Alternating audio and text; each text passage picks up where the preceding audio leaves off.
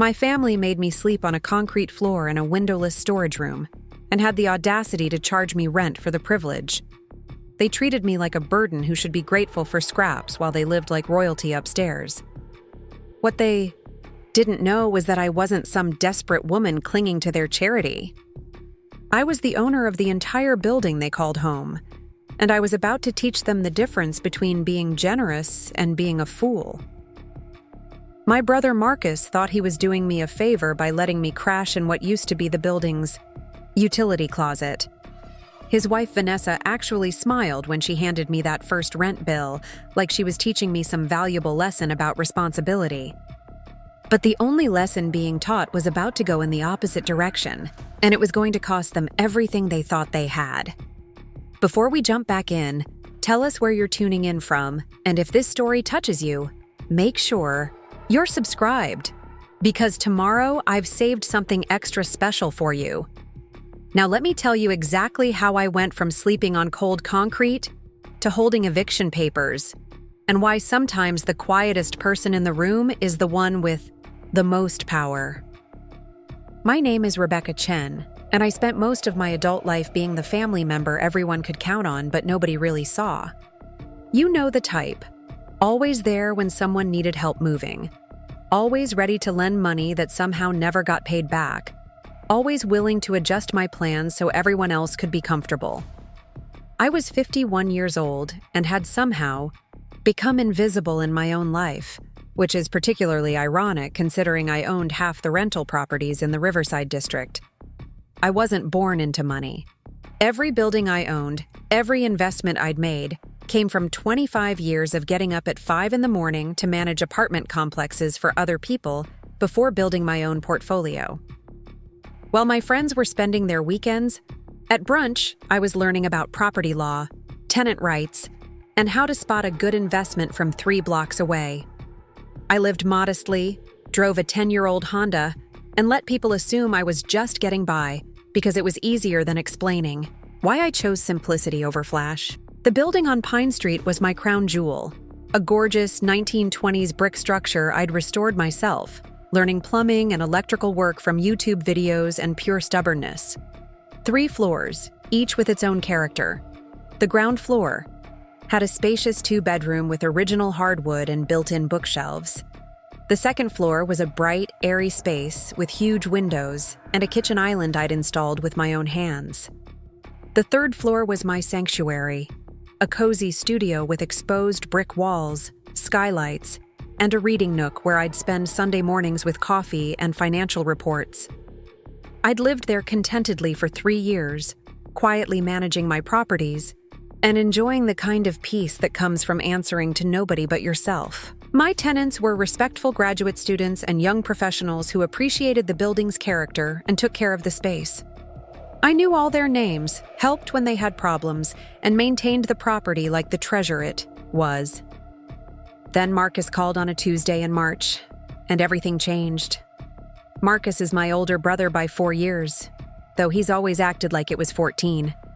He has this way of talking to me like I'm still the 12-year-old who used to tag along when he didn't want me around, all patient condescension wrapped up in fake concern. When our parents died in a car accident 6 years ago, Marcus appointed himself the family spokesperson and somehow decided that meant he needed to manage everyone else's decisions. He'd been married to Vanessa for 8 years, and she'd perfected the art of being sweet to your face while undermining you behind your back. She was one of those women who called everyone honey and sweetie while making sure you knew exactly where you stood in her hierarchy. With her perfectly highlighted hair and designer workout clothes, she looked like someone who'd never had to worry about making rent, which was probably why she felt so qualified to judge everyone else's financial situation. The call came just as I was reviewing applications for my downtown duplex. Marcus's voice had that careful tone people use when they're about to ask for something big. "Rebecca, hey, I hope I'm not catching you at a bad time." I set down my papers and sank into my reading chair. "What's going on, Marcus?" "Well, it's kind of a long story, but Vanessa and I are in a bit of a bind. You know how the market's been crazy lately, and our lease is up at the end of the month. Our landlord is selling, and we're having trouble finding something in our price range that'll take the kids. Marcus had 2 children from his first marriage, Emma, who was 14 and spent every other weekend with him, and Tyler, who was 11 and had been living with them full-time since his mother moved to Portland for work. Good kids, both of them, though Tyler had been acting out since the custody changes. "I'm sorry to hear that," I said, already sensing where this was headed. "The rental market is brutal right now. That's actually why I'm calling. I know you have that beautiful building on Pine Street, and I was wondering, well, Vanessa and I were hoping maybe we could work something out, just temporarily until we find our own place." I looked around my peaceful studio, trying to imagine it filled with the chaos of a family of 4. "Marcus, I only have my little space up here.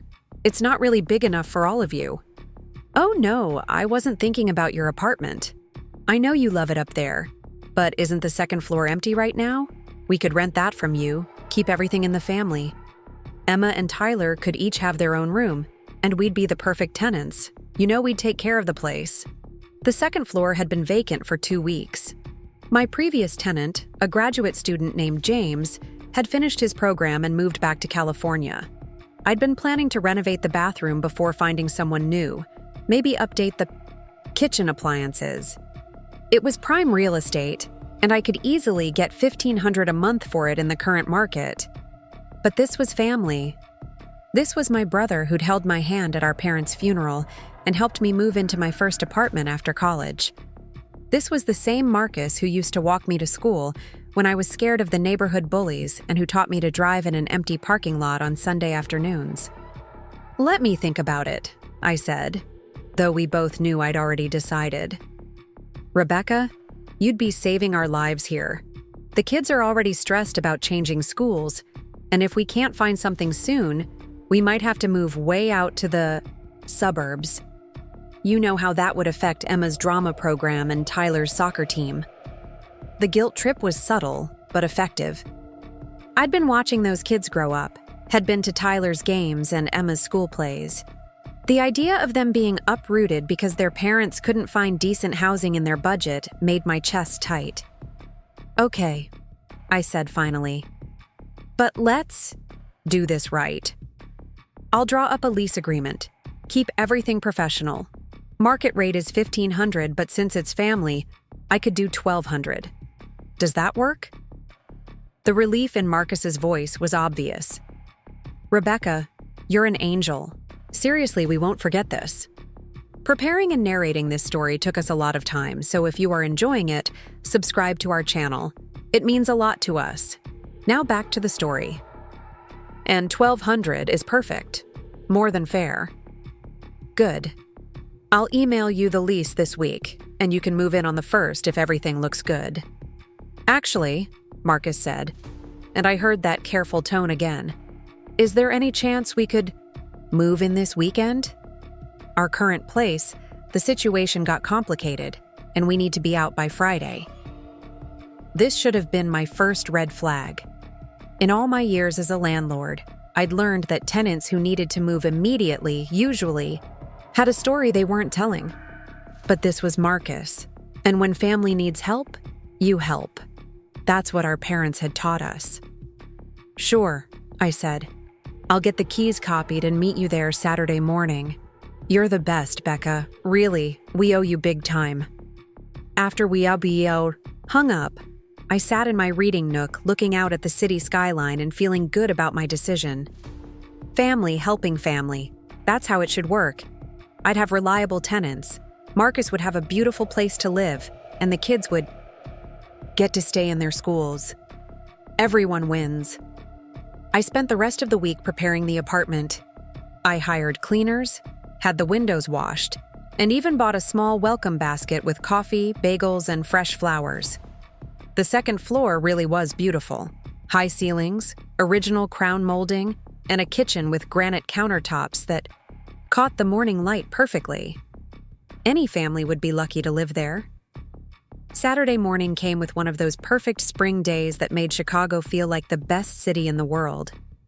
I was waiting outside the building at 9 with the keys and lease agreement when Marcus pulled up in a U-Haul truck that looked suspiciously full for a temporary move.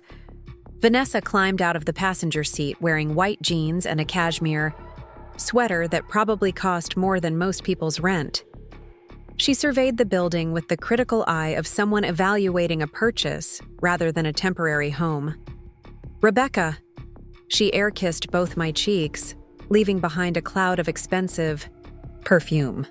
This place is absolutely charming. So historic and authentic.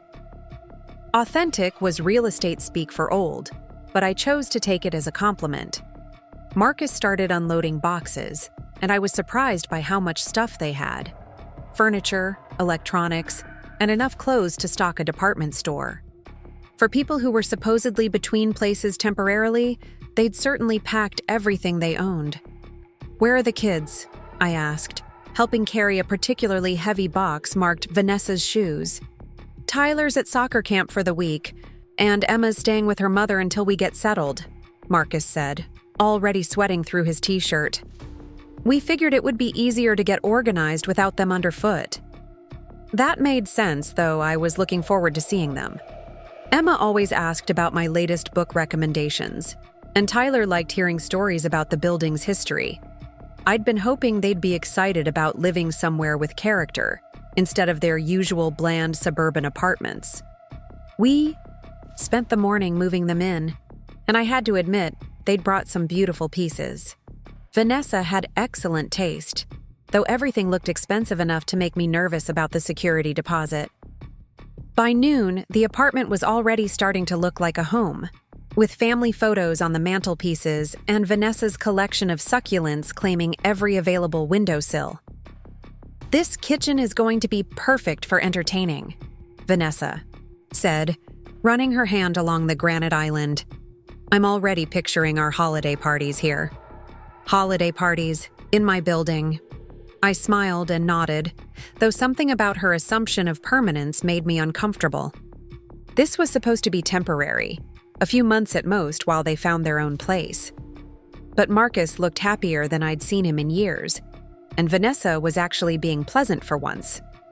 Maybe this arrangement would work out better than I'd hoped. "We should celebrate," Vanessa announced. "Rebecca, why don't you join us for dinner tonight?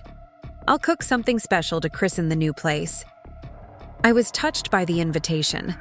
Usually, family gatherings at Marcus and Vanessa's felt like performances where I played the role of grateful younger sister. The idea of a relaxed dinner, in my own building, with my brother genuinely happy and Vanessa in a good mood, sounded perfect. "I'd love that," I said. "Should I bring anything?" "Just yourself, honey. I've got everything covered." I went back upstairs feeling optimistic about the whole arrangement. Family living in the building might actually be nice. Built-in dinner companions, people to check on the property when I traveled, kids' laughter echoing through the halls again. The building had been designed for families in the 1920s, and it would be good to see it serving that purpose again. At 6 o'clock, I knocked on their door carrying a bottle of wine from my small collection. Vanessa answered wearing a flowy dress that somehow managed to look both casual and expensive. Her hair swept up in a way that looked effortless, but probably took an hour to achieve. "Rebecca, come in, come in. Doesn't the place look wonderful?" It really did. They'd arranged their furniture perfectly, highlighting the apartment's best features while making it feel warm and lived in. Candles flickered on the dining table, which was set with what looked like actual china rather than the paper plates I'd expected. Marcus emerged from the kitchen with a cocktail shaker, looking more relaxed than I'd seen him since his divorce. "Becca, perfect timing. I'm making my famous gin fizzes." I hadn't had a gin fizz in years, not since the last time Marcus had played bartender at one of our parents' dinner parties. The memory made me smile as I accepted the glass he handed me. "To new beginnings," he said, raising his drink. "To family," Vanessa added, and we all clinked glasses. The dinner was incredible. Lamb with rosemary, roasted vegetables, and some kind of potato dish that must have taken hours to prepare. Vanessa was a talented cook, though she'd never bothered to demonstrate it during our usual family gatherings. We talked about everything except the stress of their move, the kids' adjustments, or the fact that this was supposed to be temporary. It felt like the kind of evening I'd been missing without realizing it. Good food, easy conversation, and the warm feeling of family taking care of each other. When I finally went back upstairs at 10 o'clock, slightly tipsy and completely content, I fell asleep thinking that maybe this arrangement was exactly what we all needed. I should have paid more attention to the way Vanessa kept referring to their new home instead of their temporary place. I should have noticed how she'd already rearranged the living room furniture to accommodate their television and how Marcus had installed hooks in the bathroom for their towels. But I was caught up in the fantasy of being the helpful sister, the family member who came through when everyone else needed her. I'd been so focused on being generous that I'd forgotten to protect myself. That oversight was about to cost me everything I thought I knew about my place in my own family. The first month of Marcus and Vanessa living downstairs was like watching a slow-motion car accident that you kept telling yourself wasn't really happening. It started with small things that seemed reasonable on the surface but left me with this nagging feeling that something fundamental had shifted in my own building. Vanessa began treating me like the building's concierge rather than the owner. It started innocently enough with a text at 7 in the morning, asking if I knew anything about the garbage disposal making a weird grinding noise. I came down immediately, found a piece of broken glass wedged in the mechanism and fixed it in 10 minutes. She thanked me profusely and made coffee while I worked, chatting about how handy I was and how lucky they were to have me right upstairs. 2 days later, another text. The shower in the master bathroom was running cold. Could I take a look? I spent an hour troubleshooting the hot water heater, discovering that someone had adjusted the temperature setting. When I mentioned this to Marcus, he looked genuinely confused and suggested maybe the kids had been playing with the controls when they visited the previous weekend. The requests became a daily routine. The internet was slow. Could I call the provider? The downstairs neighbor's music was too loud. Could I talk to them? The mail carrier was leaving packages in the wrong spot. Could I have a word with him? Each request came with the same sweet tone and grateful smile, but I started to notice that Vanessa never seemed to consider handling these issues herself.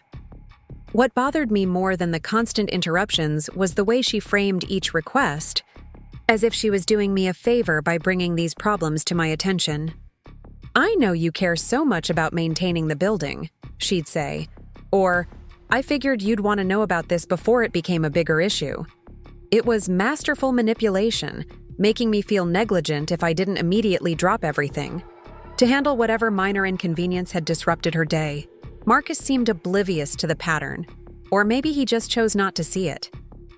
When I mentioned feeling like an on-call maintenance person, he laughed it off. "Vanessa just likes things perfect," he said. "She's not used to dealing with landlord stuff. Give her time to adjust." But Vanessa was adjusting perfectly.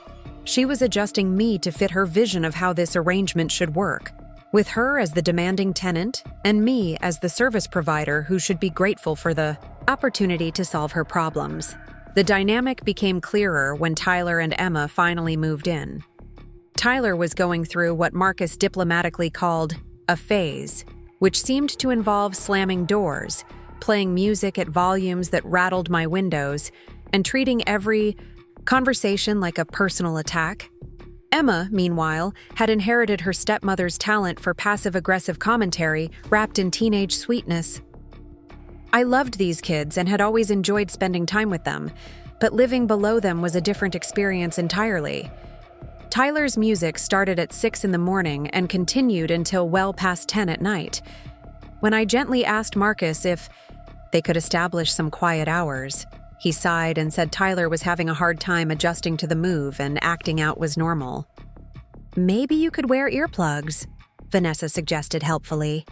"I know the building has character, but these old places weren't really designed for noise control." The implication stung. My building wasn't the problem. The problem was that nobody, seemed to consider that I lived here too and deserved basic consideration. But every time I tried to address the issue, I was met with explanations about Tyler's emotional state, Emma's busy schedule, or Vanessa's sensitivity to stress. 3 weeks into their residency, I came home from a property inspection to find my parking spot occupied by a car I didn't recognize. The building had 4 designated spaces in the back alley, one for each unit and one for guests. I'd always parked in the same spot, closest to the back entrance, and there had never been any confusion about the arrangement. I knocked on Marcus and Vanessa's door, and Emma answered wearing headphones around her neck and an expression of mild annoyance at being interrupted. "Oh, hey, Rebecca. Mom and Dad aren't here. They went to some work thing." "That's okay. Do you know whose car is in my parking spot?" Emma's face went blank in that particularly teenage way that meant she knew exactly what I was talking about, but didn't want to deal with it. I think that's Mom's friend Jessica's car. She's helping Mom with some party planning thing." "Okay, well, could you ask her to move it? I need to park." "She's not here right now. I think she went with Mom and Dad to the thing." So Jessica, whoever she was, had come over to do party planning, left her car in my spot, and then left with my brother and sister-in-law to go somewhere else. I was standing in my own alley, holding groceries that were getting heavy, unable to park because a stranger had claimed my space. "Do you know when they'll be back?" I asked, trying to keep the irritation out of my voice. Emma shrugged. "Late, probably. It's some networking event for Mom's work." I ended up parking 3 blocks away and walking back with my groceries, including a case of bottled water that felt like it weighed 50 pounds by the time I reached the building. When I finally got to my apartment, I was exhausted and frustrated, but mostly confused about how this had become my problem to solve. Marcus called the next morning to apologize. "Becca, I'm so sorry about the parking thing. Jessica didn't realize that was your spot, and we should have told her. It won't happen again." But it did happen again. Different cars, different reasons, but my parking spot became a rotating cast of vehicles belonging to Vanessa's friends, Marcus's co-workers or delivery drivers who'd been told to park anywhere. In the back.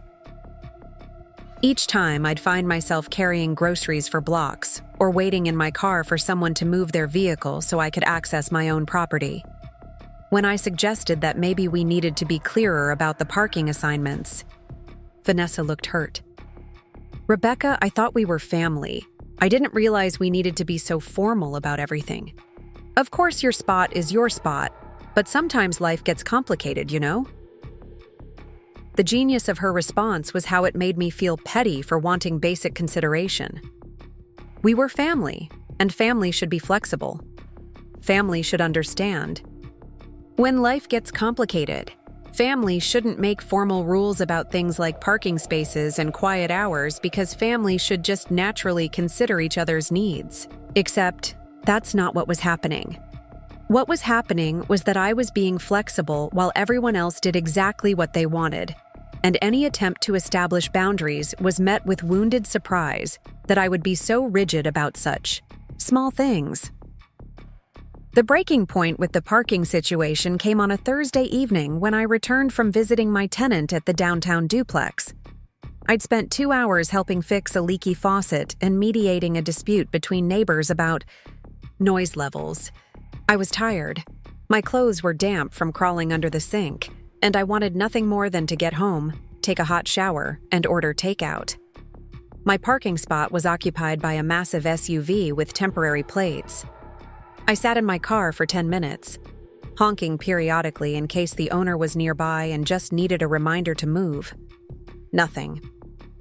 I knocked on Marcus and Vanessa's door, but no one answered. The lights were on and I could hear the television, but either they weren't home or they were ignoring me. I finally parked 6 blocks away in a paid lot and walked home in shoes that weren't designed for that kind of distance. By the time I climbed the stairs to my apartment, my feet were killing me and my mood was somewhere between furious and defeated. At 9 o'clock, just as I was settling in with my dinner and a glass of wine, someone knocked on my door.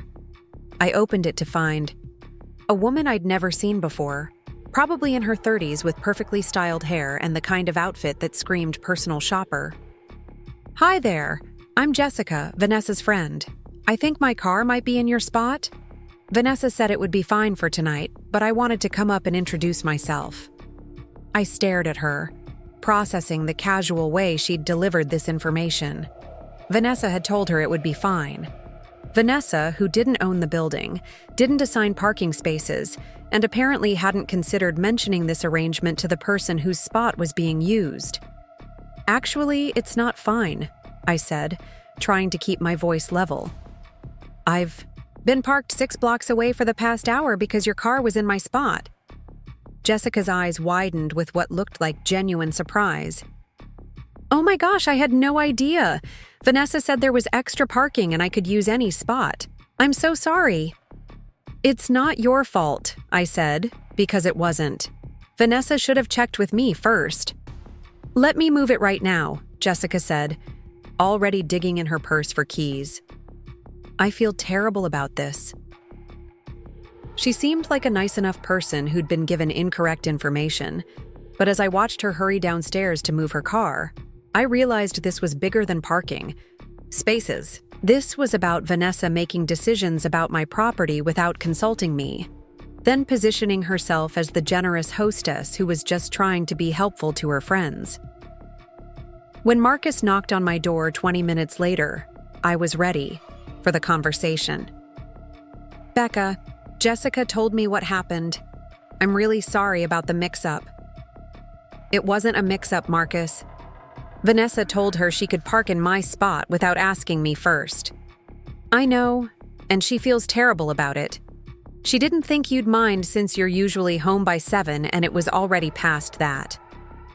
The logic was so twisted, I had to take a moment to untangle it. Vanessa had assumed I wouldn't mind having my parking spot taken because I was usually home earlier, which meant she'd planned to inconvenience me and just hoped I wouldn't notice in time to object. "Marcus, this isn't about timing. It's about asking before making decisions that affect me. This is my building." He looked uncomfortable, shifting his weight from foot to foot in my doorway. "I get that, and you're absolutely right. Vanessa's just used to being more casual about things. She didn't mean any disrespect." But that was exactly what it was. Disrespect disguised as casualness. And the fact that Marcus couldn't see it, or wouldn't acknowledge it, made me realize how deep this problem went. The parking incident established a pattern that extended to every aspect of living in my own building. Vanessa would make decisions that affected me, position them as minor inconveniences that any reasonable person would accept, and then express surprise and hurt when I objected. She started using the building's small front garden as her personal outdoor space, rearranging my carefully chosen plants and adding decorations that clashed with the building's historic character. When I mentioned that I'd prefer to be consulted about changes to the common areas, she looked genuinely confused. "Rebecca, I'm just trying to make the place look nice. I thought you'd appreciate having someone who cares about curb appeal." She began giving my phone number to service providers, the cable company, delivery drivers, repair technicians, telling them to call me if there were any access issues because I was the building manager. I started getting calls at all, hours from people who needed to get into the basement for meter readings, or wanted to confirm delivery instructions for packages addressed to my brother's family. "It's just more efficient this way," Vanessa explained when I asked her to stop. "You're here more than we are, and you know the building better than anyone." The title of building manager should have been a red flag, but I was so focused on trying to maintain family harmony that I missed the significance. In Vanessa's mind, I wasn't the owner graciously allowing them to live in my property. I was the hired help responsible for making sure everything ran smoothly for the real residents. The shift became complete when Vanessa started hosting dinner, parties in their apartment, and positioning me as the helpful neighbor who could assist with logistics. The first time it happened, I thought it was another gesture of inclusion, like that first dinner when they'd moved in. "Rebecca, we're having a few couples over Saturday night," she said, catching me in the hallway as I returned from checking on the building's furnace. Nothing fancy, just some people from Marcus's work. Would you mind if we borrowed a few extra chairs from storage? And maybe you could recommend a good wine shop nearby? It seemed reasonable enough. I helped her move chairs from the basement, storage room, recommended my favorite wine shop, and even offered to water her plants if she needed to run errands before the party. Saturday evening, I was in my apartment reading when the noise started. Not just conversation and laughter, but actual party noise, music, people talking loudly enough for me to follow their conversations, and what sounded like someone moving furniture around. By 10 o'clock, I could hear every word of a very animated discussion about real estate prices, and by 11, someone was playing music that made my windows vibrate. I went downstairs and knocked, not to complain, but to see if everything was okay. The noise level suggested either the party had gotten much larger than expected, or someone had cranked up the volume way beyond what 8 people would need. Vanessa answered the door wearing a cocktail dress and holding a glass of wine, with the kind of flushed, bright-eyed look that meant the party was going very well for everyone inside. "Rebecca, perfect timing. Come in. You have to meet everyone." Before I could explain that I wasn't there to join the party, she'd pulled me inside and was introducing me to a room full of people I'd never seen before. There were at least 15 guests scattered around the living room and kitchen, not the few couples she'd mentioned. "Everyone, this is Rebecca, our wonderful building owner. She's been so helpful with getting us settled in." The way she said it made me sound like hired help who'd been particularly efficient, and several people responded with the kind of polite but disinterested smiles you give to service providers at social events. "Rebecca knows everything about the neighborhood," Vanessa continued. "She's lived here forever and owns several buildings around the area. Now I was being presented as the local expert, someone who might be useful for answering questions about property values or restaurant recommendations." I spent the next 20 minutes being quizzed about market trends and development plans, while Vanessa played hostess and Marcus worked the room like he was running for office. When I finally extracted myself and went back upstairs, I could still hear every word of their conversations. The party continued until almost 2 in the morning, and I lay in bed listening to people discuss my building's potential value and the neighborhood's investment prospects like I wasn't living directly above them. The next morning, I found beer, bottles in the front garden, cigarette butts by the back door, and someone had apparently used my parking spot to store cases of empty bottles overnight. When I knocked to ask about the cleanup, Vanessa answered the door looking hungover and defensive. "Rebecca, thank you so much for letting us borrow the chairs. The party was such a success. I'm glad you had fun, but there's some cleanup that needs to happen outside." She looked genuinely surprised. "Oh, the bottles? Marcus was going to handle those this afternoon. I didn't realize you'd be up so early." It was 11 in the morning. I'd been awake since 7 because the building's walls weren't thick enough to block the sound of people leaving, car doors slamming, and what sounded like someone dropping bottles in the alley. "Vanessa, next time you're planning a party, could you give me a heads up about the size and timing? 15 people is very different from a few couples, and the noise level was pretty intense." Her face went through a series of expressions: surprise, hurt, and finally resignation. "Rebecca, I'm sorry if we disturbed you. I guess I didn't realize how sound travels in these old buildings. We'll be more considerate next time." But there was something in her tone that suggested the real problem was my unreasonable sensitivity to normal party noise, not their failure to consider that other people lived in the building. And the phrase, "these old buildings," carried the same dismissive undertone she'd used before, like the building's character was a flaw rather than a feature. 2 weeks later, she hosted another dinner party. This time, she did give me advance notice. A casual mention as we passed in the hallway that they were having a small gathering Saturday night. Based on our previous conversation, I assumed this meant she'd learned from the last experience and would keep things quieter. Instead, The party was even larger and louder than before. By the time I realized what was happening, there were cars parked in every available spot around the building, including mine, and the noise level suggested a celebration rather than a dinner party. This time, I didn't go downstairs to join them. I put in earplugs and tried to read, but the bass from their music made it impossible to concentrate. Around midnight, I gave up and went to a 24-hour diner to wait out the worst of it. When I confronted Vanessa the next day, she was ready with an explanation that somehow made me the problem. "Rebecca, I know last night got a little loud, but it was Marcus's birthday. I thought you knew, and that's why you didn't come down to celebrate with us." It wasn't Marcus's birthday. His birthday was in October, and this was July. But the way she delivered this information, with wide-eyed innocence and a touch of hurt that I hadn't participated in celebrating my own brother, made me question my own memory for a moment. "Marcus's birthday is in October," I said finally. "Oh, you're right. This was his work promotion celebration. Same thing, really. A special occasion that only happens once." The goalposts had moved, but the underlying message was the same. I was being unreasonable to expect consideration during their special events, and a good sister would have participated instead of complaining. The pattern was becoming clear, but I still wasn't ready to acknowledge what it meant. Every boundary I tried to establish was met with hurt surprise, logical explanations, or repositioning that made me the unreasonable one. Every attempt to address problems was turned into evidence of my inflexibility or lack of family loyalty.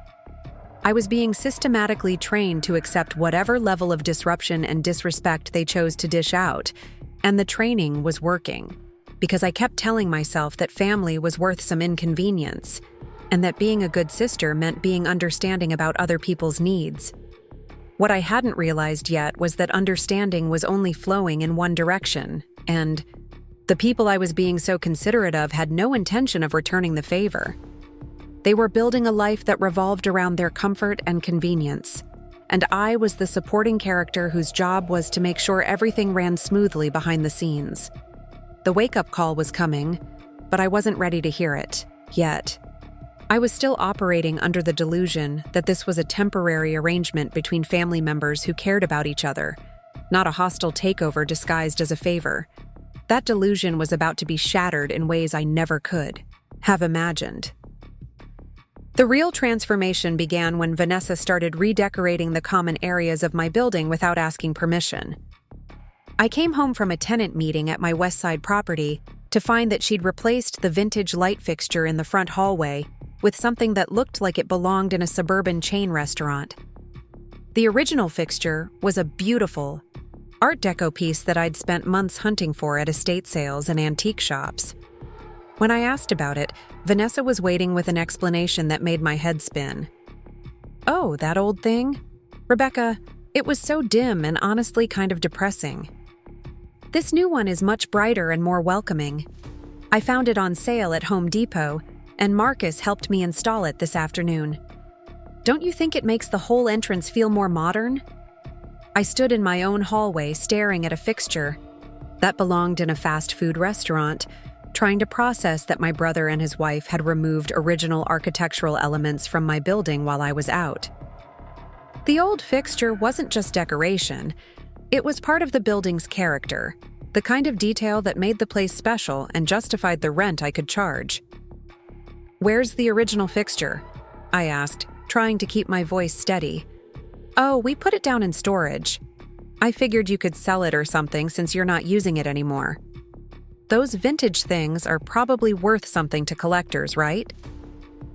The casual way she dismissed a piece I'd treasured and hunted made my stomach clench. But what really got to me was the assumption that because she'd decided the fixture was outdated, I would automatically agree with her assessment and be grateful for the unsolicited upgrade. "Vanessa, I need you to put the original fixture back. I chose it specifically for this building." Her face went through that now familiar sequence of surprise, hurt, and patient resignation. "Rebecca, I understand you have sentimental attachment to old things, but sometimes we have to think practically. That fixture barely lit the hallway, and if someone tripped on the stairs because they couldn't see properly, you could be liable. She'd turned my aesthetic preference into a safety hazard, and her unauthorized renovation into liability protection. The logic was so twisted that I almost admired the skill involved, even as I wanted to scream. "I want the original fixture. Reinstalled by tomorrow," I said firmly. "Of course, if that's what you really want. Marcus can switch them back this weekend when he has time." This weekend. Not immediately, not today, but when it was convenient for Marcus's schedule. My property renovation would be undone at their leisure, and I was supposed to be grateful that they were willing to fix their mistake at all. The fixture incident opened my eyes to how much had changed without my conscious awareness. Walking through my own building the next day, I started noticing things that hadn't been there before. Vanessa had hung pictures in the stairwell, inspirational quotes in curly fonts that looked like they belonged in a dental office waiting room. She'd replaced the simple brass doormat at the front entrance with something covered in fake flowers that clashed horribly with the building's brick facade. In the back garden, she'd planted rows of bright pink impatiens that looked cheerful, but completely wrong for the space. I'd carefully chosen plants that complemented the building's 1920s character: hostas, ferns, and flowering shrubs that looked natural and established. The impatiens looked like someone had scattered Easter decorations around a historic property. Each change individually was small, but together they were systematically erasing the character I'd spent years cultivating. My building was being suburbanized without my consent, turned into the kind of generic rental property that could exist anywhere instead of the carefully restored gem it had been. When I mentioned the unauthorized changes to Marcus, he sighed like I was being difficult about something trivial. "Becca, Vanessa's just trying to make the place feel more like home. She's got a good eye for this stuff, and honestly, some of those old fixtures were pretty dated. Dated, in a historic building that I'd specifically chosen to preserve rather than modernize.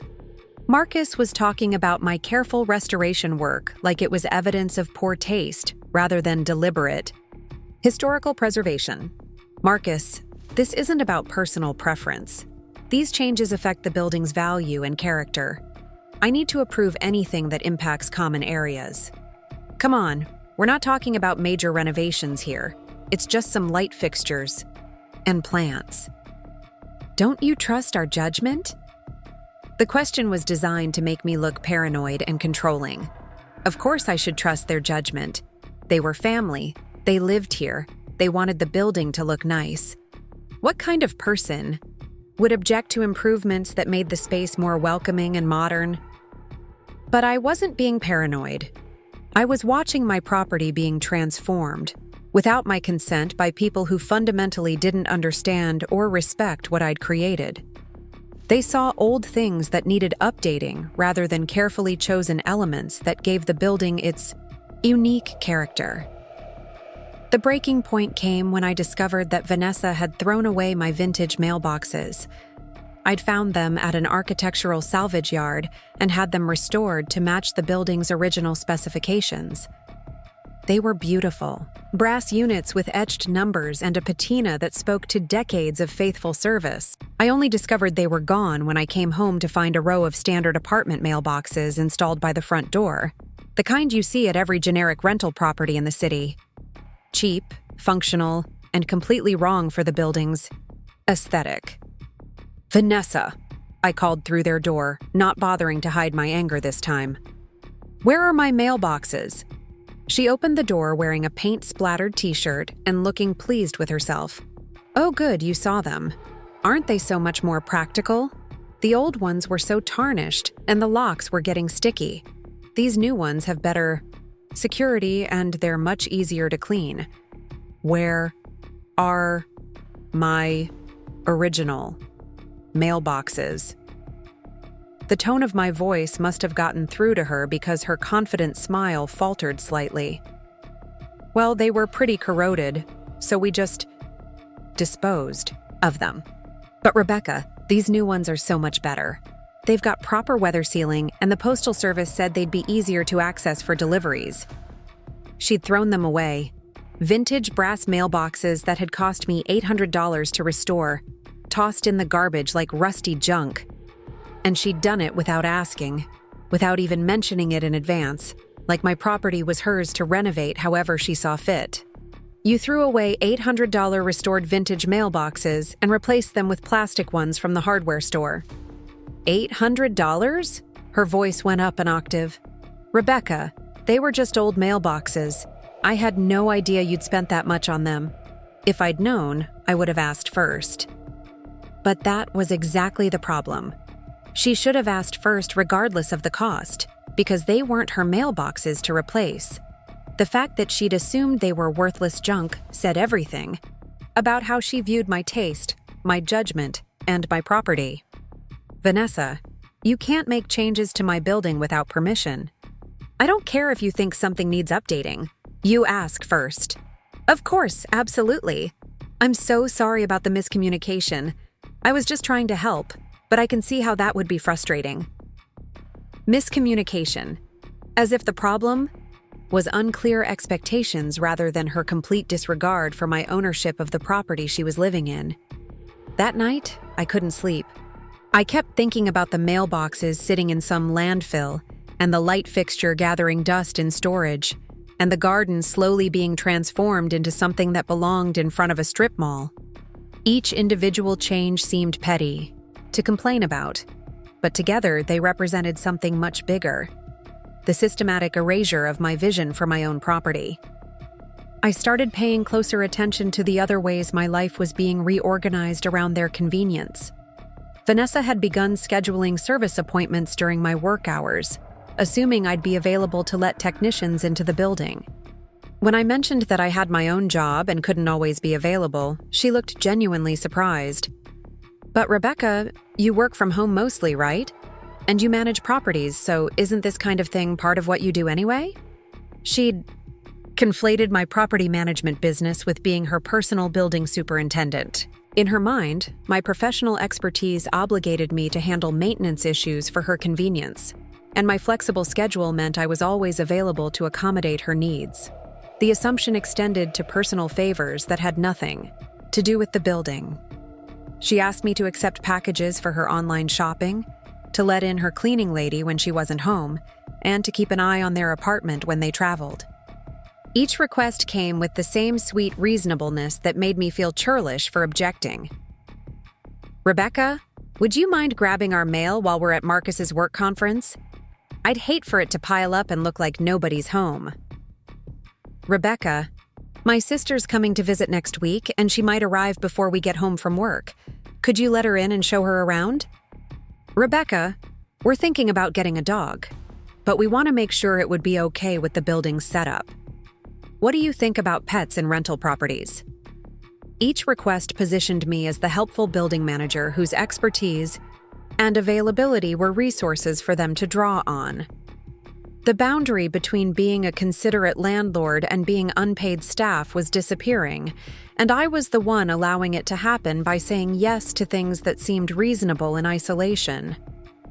The dog conversation was particularly telling because it revealed how completely they'd rewritten the terms of our arrangement in their minds.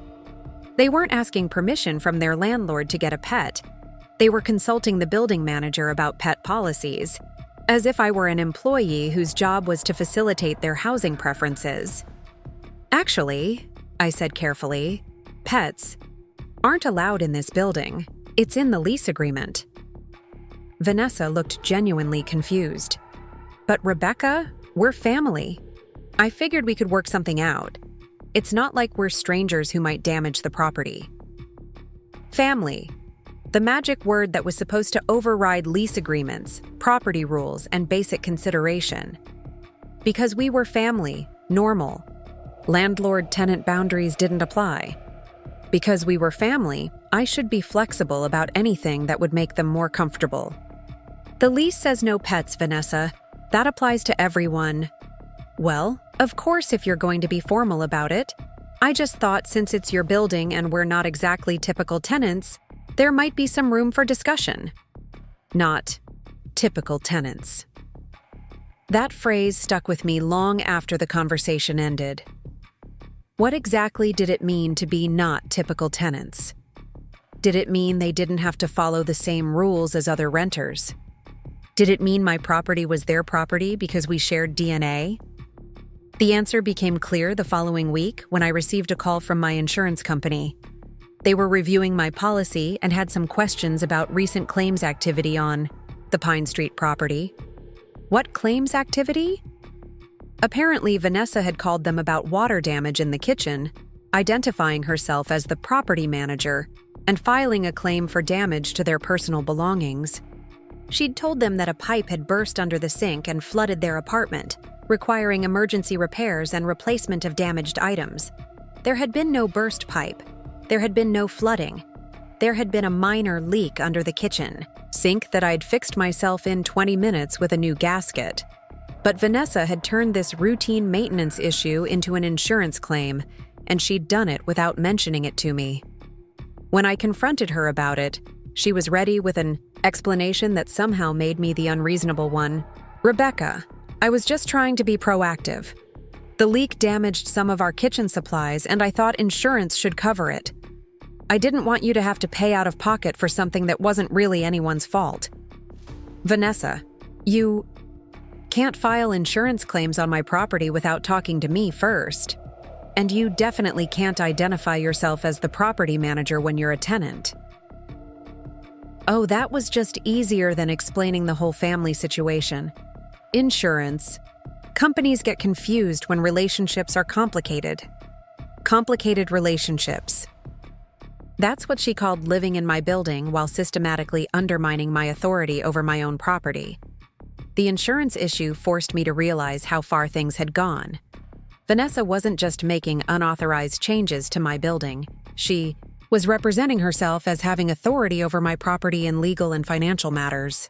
She was operating as if she had ownership rights, while I was relegated to the role of inconvenient relative who occasionally objected to her management decisions.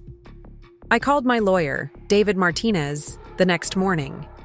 I'd worked with David for years on property acquisitions and tenant issues, and he knew my business well enough to understand the implications of what I was describing.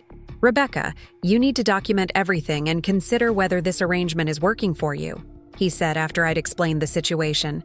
"Family-tenant relationships can get complicated, but what you're describing sounds like they've stopped treating you as the landlord entirely. They think because we're family, normal boundaries don't apply." That's exactly the problem. Family relationships don't override property law or lease agreements. If anything, you need to be more careful about documentation when you're dealing with relatives, not less. David was right, but acknowledging it meant admitting that my generous gesture had turned into a situation where I was being taken advantage of in my own building. It meant recognizing that the people I'd trusted most had systematically worked to undermine my position as property owner. The conversation with David crystallized something I'd been avoiding. This wasn't a temporary arrangement that had gotten a little messy around the edges. This was a hostile takeover disguised as family gratitude, and it was succeeding because I'd been too focused on being a good sister to protect my own interests. That night, I walked through my building with new eyes. Every unauthorized change, every assumption of authority, every dismissal of my preferences represented a small victory in their campaign to transform my property into their domain. They'd systematically trained me to accept their decisions, question my own judgment, and prioritize their comfort over my rights as an owner. The vintage light fixture was still in storage, waiting for Marcus to find time to reinstall it. The plastic mailboxes gleamed cheaply in the afternoon sun. The garden looked like a suburban subdivision had invaded a historic neighborhood. But the most telling detail was the way I'd started knocking on their door instead of using my master key to enter common areas that I owned. Somewhere along the line, I'd internalized the idea that I needed permission to access my own property, that I was the intruder rather than the owner. Standing in my own hallway under fluorescent lighting that belonged in a strip mall, I finally understood what had happened. They hadn't just moved into my building, They'd moved me out of my position as owner and into the role of accommodating relative who should be grateful for whatever consideration they chose to show me. The realization should have made me angry, but instead it made me calm. For the first time in months, I could see the situation clearly without the fog of family obligation and manufactured guilt. They'd overplayed their hand, and now it was time to remind them exactly who owned what in this relationship. The eviction notice was going to come as a complete surprise to them because they'd convinced themselves that family loyalty trumped property law. They thought my silence meant acceptance, my flexibility meant weakness, and my generosity meant they could take whatever they wanted.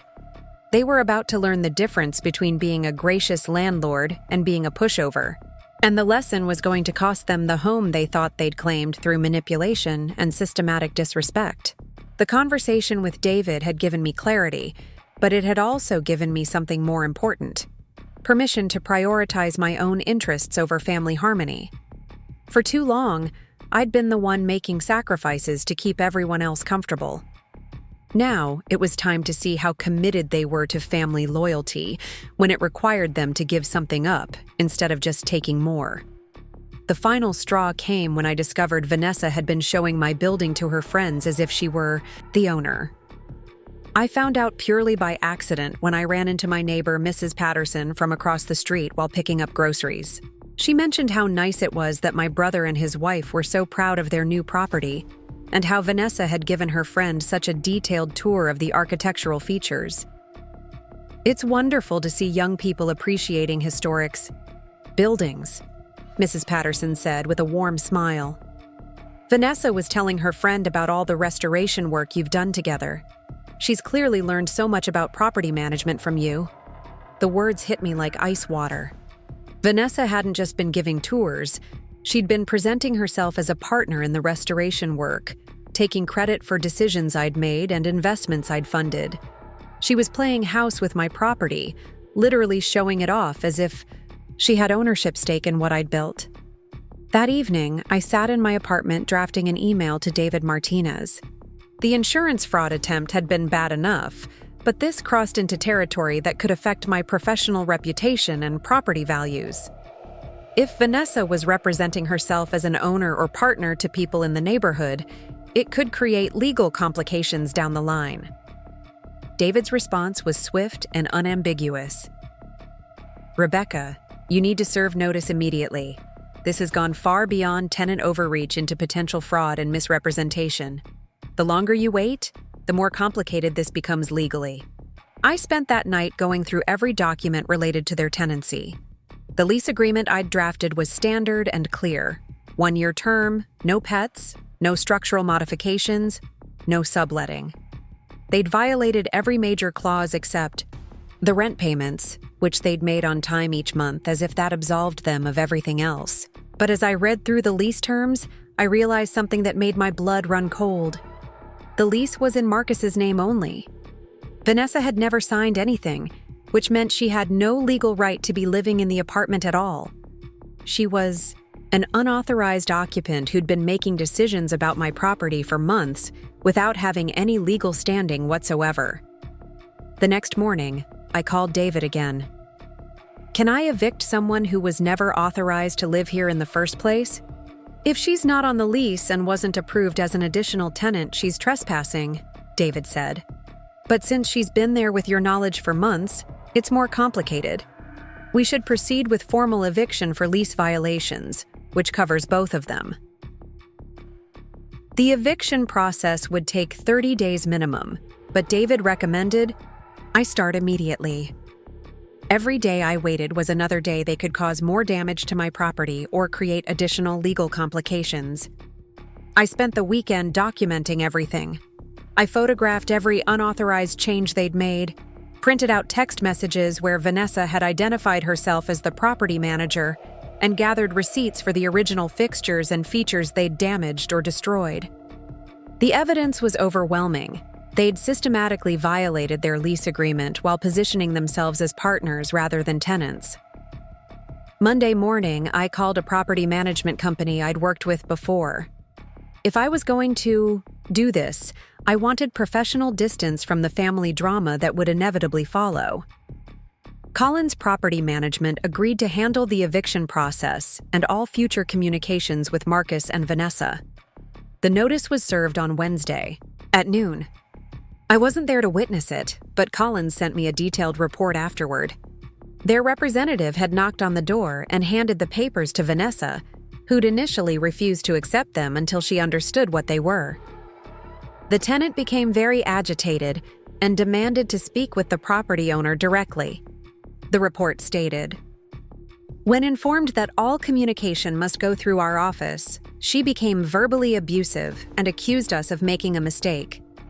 My phone started ringing 20 minutes after the notice was served.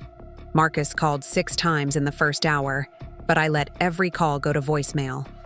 Then Vanessa started texting, each message more frantic than the last. Rebecca, there's been some kind of mistake with these eviction papers. Can you please call me? Rebecca, we need to talk. This is ridiculous and you know it. Rebecca, how could you do this to family? We can work this out. Rebecca, answer your phone. This is insane and you're being manipulated by that property management company." By evening, she'd sent 47 text messages and called 32 times. I blocked both their numbers and forwarded everything to David, who assured me I was handling the situation correctly. The real chaos started when Vanessa began calling our extended family. My cousin Jennifer was the first to reach out, her voice carefully neutral in the way that meant she'd heard a very different version of events. Rebecca, Marcus called and said you're evicting them without warning. He's pretty upset and says there's been some kind of misunderstanding. I gave Jennifer the basic facts: lease violations, unauthorized changes, misrepresentation to insurance companies. I didn't go into the emotional manipulation or the systematic erosion of my authority because I knew how that would sound.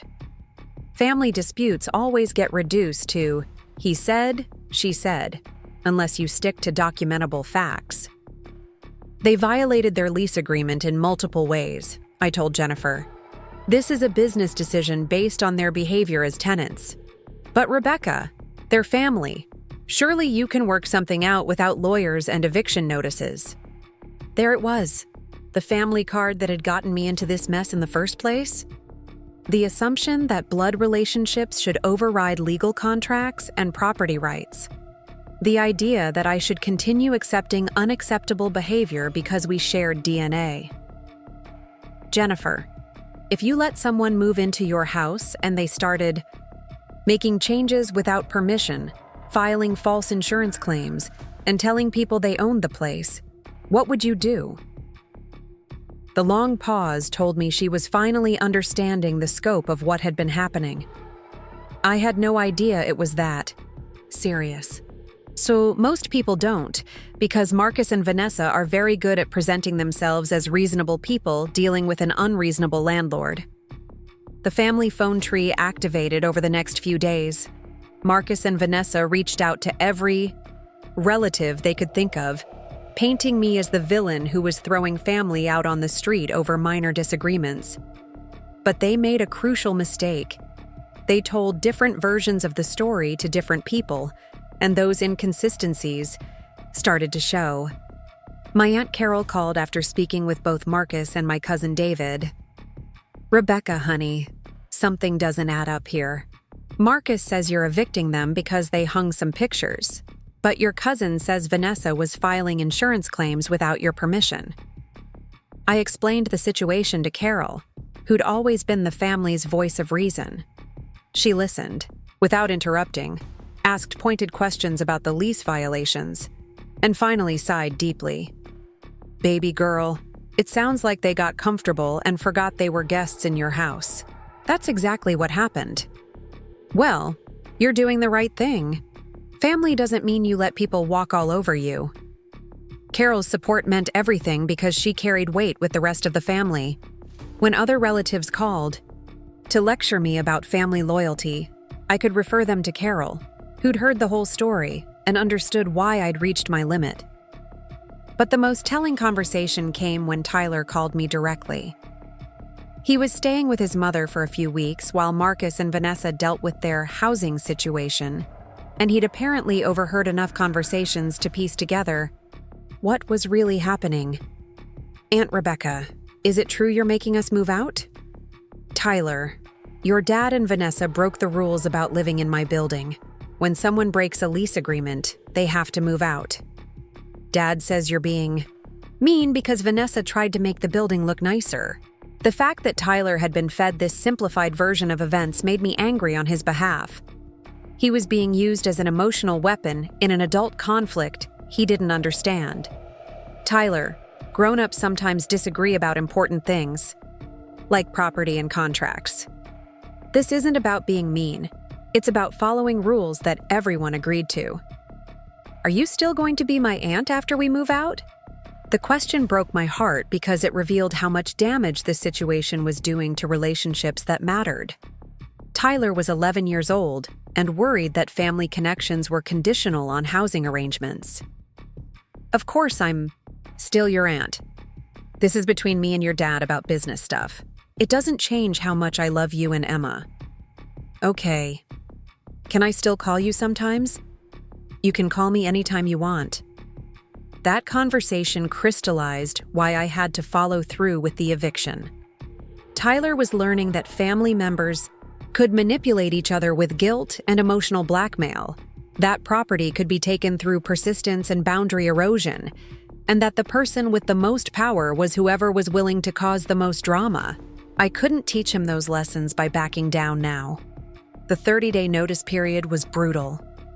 Marcus and Vanessa tried everything, showing up at my apartment to demand face-to-face conversations, enlisting other family members to pressure me, even having Vanessa's mother call to explain how stressed Vanessa was about the moving situation. Through it all, I maintained complete silence and let Collins Property Management handle every interaction.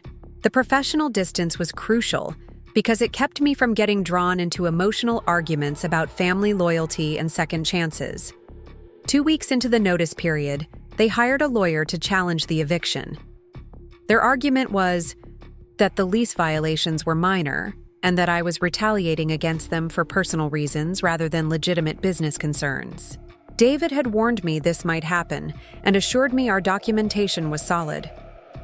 "Let them waste money on legal fees," he said. "They violated a clear lease agreement multiple times, and we have evidence of every violation." The legal challenge failed within a week. Their lawyer quickly realized they had no viable defense against documented lease violations and advised them to negotiate rather than fight. But by then, I was done negotiating. The last week was the worst because they'd finally accepted that the eviction was happening and shifted tactics to making sure I'd regret it. Vanessa posted a long Facebook rant about toxic family members who choose money over blood. Carefully worded to avoid naming me directly, but obvious enough that everyone would know who she meant. Marcus sent me one final text message through a mutual cousin's phone. "I hope you're happy destroying our family over a few decorating decisions. Mom and Dad would be ashamed of what you've become." The reference to our parents was designed to cut deep, and it did. But it also reminded me of something important. Our parents had taught us to work hard, respect other people's property, and take responsibility for our actions. Marcus and Vanessa had forgotten those lessons, but I hadn't. Moving day was anticlimactic. I arranged to be out of town visiting one of my other properties, so I wouldn't have to watch them pack or deal with last-minute emotional appeals. Collins Property Management supervised the move-out and conducted the final walkthrough. Their report was thorough and depressing. Beyond the unauthorized changes I already knew about, they'd damaged the hardwood floors with furniture scratches, left holes in the walls from picture hangings, and somehow managed to crack the vintage tile in the bathroom.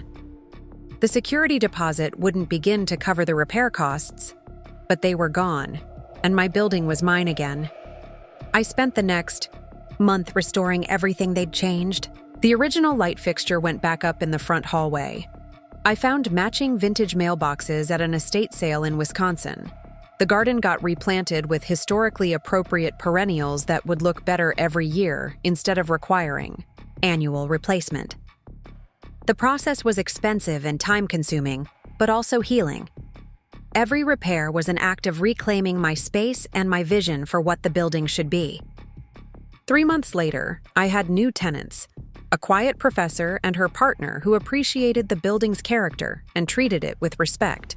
They asked permission before hanging pictures, they kept normal hours, and they paid their rent early, every month.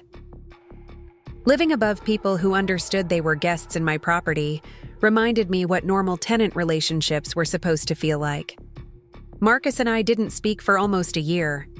He sent a Christmas card with a brief note saying they'd found a nice place in the suburbs and Tyler was doing well in his new school. No apology, no acknowledgement of what had happened, just a casual update as if the eviction had been a minor misunderstanding between reasonable people. The first real conversation we had was at Tyler's middle school graduation. I'd stayed in touch with him and Emma throughout the custody transition and housing changes, and he'd specifically asked me to be there. Marcus looked uncomfortable when he saw me, but Vanessa was surprisingly civil. "Rebecca, you look well," she said with the kind of polite distance usually reserved for acquaintances. "Tyler's been so excited that you're here." We didn't discuss the eviction or the damage to family relationships. We focused on Tyler's achievements and college plans, keeping everything surface level and safe. It was probably the healthiest interaction we'd had in years. Later, Tyler hugged me goodbye and whispered, "I'm glad you came, Aunt Rebecca. Dad said you might be too busy." I realized then that they'd continued the narrative that I was the family member who chose business over relationships, the one who couldn't be counted on for important events. Tyler had been conditioned to have low expectations of my involvement in his life. "I'll always be here for things that matter to you," I told him. "Don't let anyone tell you otherwise." 2 years later, my relationship with Marcus has settled into careful politeness. We exchange holiday cards and show up for major family events, but the easy closeness we used to have is gone. Some relationships don't survive the revelation that you see property rights and personal boundaries very differently. Vanessa and I have no relationship at all, which is fine with both of us. She found her audience on social media, where she posts regularly about toxic family members and the importance of chosen family over blood relatives. I occasionally hear updates through other relatives, but our lives don't intersect anymore. Emma started college last year and calls me every few weeks. She's studying business and asks thoughtful questions about property management and investment strategies. Sometimes I think she learned more from watching the eviction situation unfold than anyone else involved. Tyler is a senior in high school now and talks about majoring in architecture. He's fascinated by historic preservation and has spent several afternoons helping me research the history of my buildings. He understands why I fought so hard to protect the character of the Pine Street property, and he's never once made me feel guilty about the eviction. The building itself is thriving. My professor tenants renewed their lease twice and referred friends who were looking for quality rental properties. The neighborhood association featured the building in their historic preservation newsletter, and I've gotten inquiries from other property owners who want restoration advice. Most importantly, I learned to distinguish between being generous and being a doormat. Family relationships require mutual respect and consideration, not just blind loyalty and endless accommodation. Blood doesn't give people the right to take advantage of your kindness or ignore your boundaries. When I look back on those months of systematic manipulation and boundary erosion, I'm proud that I finally stood up for myself. It would have been easier to keep accommodating their demands and rationalizing their behavior. But easier isn't always better. My building is beautiful again, filled with people who respect what I've created and understand their role in preserving it. My professional reputation is intact. My property values are strong, and I sleep well knowing that I own my space in every sense that matters. Sometimes the people you're most generous with are the ones who respect you least. Sometimes family loyalty means teaching people that their behavior has consequences. and sometimes the best thing you can do for everyone involved is to enforce the boundaries that keep relationships healthy and sustainable. The eviction notice was the most difficult thing I'd ever served, but it was also the most liberating. I stopped being a victim of other people's manipulation and became the owner of my own life again. That's a lesson worth every uncomfortable conversation, every damaged family relationship, and every dollar spent on legal fees. Because at the end of the day, the person who matters most in your story is you. And if you don't respect your own boundaries, you can't expect anyone else to respect them either. The real test of my newfound boundaries came 6 months after the eviction, when Marcus called me with a crisis that would have sent the old me running to help without asking questions. His voice was strained when he left the voicemail, explaining that Vanessa had been in a car accident, and they were facing mounting medical bills that their insurance wouldn't fully cover. "Rebecca, I know things have been difficult between us, but we're really struggling here. Vanessa's going to need physical therapy for months, and I'm already working 2 jobs just to cover the rent on our new place. I was hoping maybe we could talk about a loan just to get us through this rough patch." The old Rebecca would have immediately called back and offered whatever help she could. The old Rebecca would have felt guilty for having money while family members were struggling, would have prioritized their crisis over her own financial planning, and would have handed over a check while telling herself that this was what family did for each other. But the old Rebecca had also learned some expensive lessons about the difference between helping family and enabling people who saw her generosity as weakness. I listened to the voicemail 3 times, feeling genuine sympathy for their situation, while also recognizing the familiar pattern of Marcus reaching out only when he needed something. I didn't call back immediately. Instead, I thought about it for 2 days, weighing my response carefully. Vanessa's accident was real. I'd heard about it through Tyler, who was genuinely worried about his stepmother. The medical bills were probably real too, because healthcare costs were devastating even for people with decent insurance. But I also remembered the months of manipulation, the systematic violation of my property, and the way they'd painted me as the villain when I'd finally enforced my own boundaries. I remembered Vanessa's Facebook post about toxic family members, and Marcus's accusation that our parents would be ashamed of me. When I finally called Marcus back, I kept the conversation brief and clear. "I'm sorry to hear about Vanessa's accident. That sounds really difficult for your family." "Thank you for calling back," he said, and I could hear the relief in his voice. "I wasn't sure you would, given everything that happened. Marcus, I hope Vanessa recovers fully and quickly, but I'm not going to loan you money." The silence stretched long enough that I wondered if the call had dropped. When Marcus finally spoke, his voice was carefully controlled. "Rebecca, I understand you're still angry about the apartment situation, but this is different. This is about Vanessa's health and our family's survival. This isn't about anger. It's about learning from experience. Our financial relationship didn't work out well before, and I don't want to repeat that pattern. That's completely different. We paid rent every month on time. This would be a loan with clear terms and a repayment schedule. You paid rent while violating every other aspect of your lease agreement. When I tried to address those violations, you made me the villain. I'm not interested in entering another financial arrangement where I'm expected to be flexible about the terms while you do whatever suits your needs." Marcus's careful control started to crack. "So you're going to let Vanessa suffer because you're holding a grudge about some decorating disagreements?" There it was. The same minimization of their behavior that had characterized our entire conflict.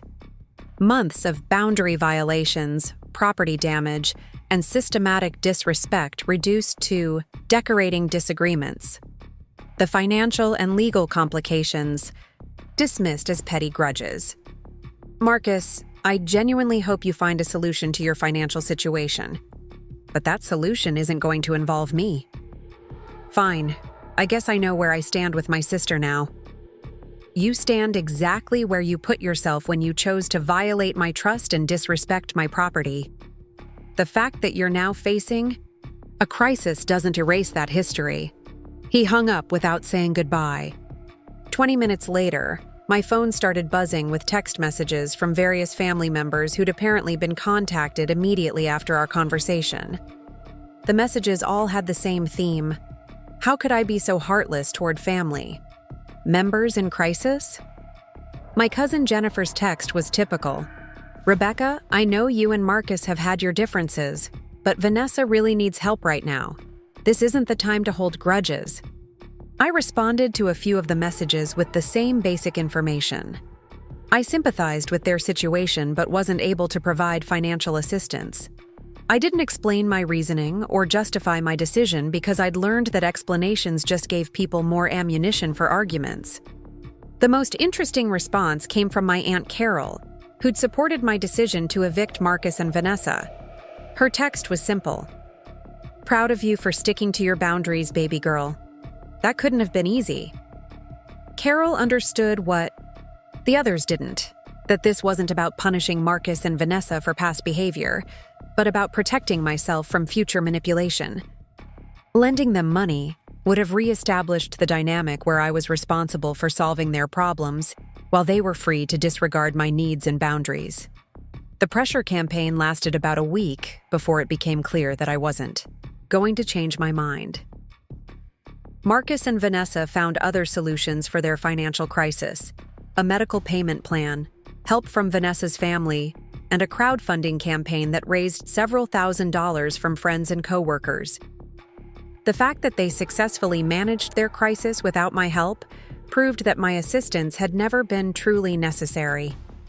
It had just been the easiest option because they knew I had money and a history of saying yes to family requests. 3. Months later, Tyler mentioned during one of our phone calls that his dad and stepmother had figured out their medical bills, and Vanessa was doing well in physical therapy. The crisis that had supposedly required my immediate financial intervention had been resolved through other means, and life had moved on.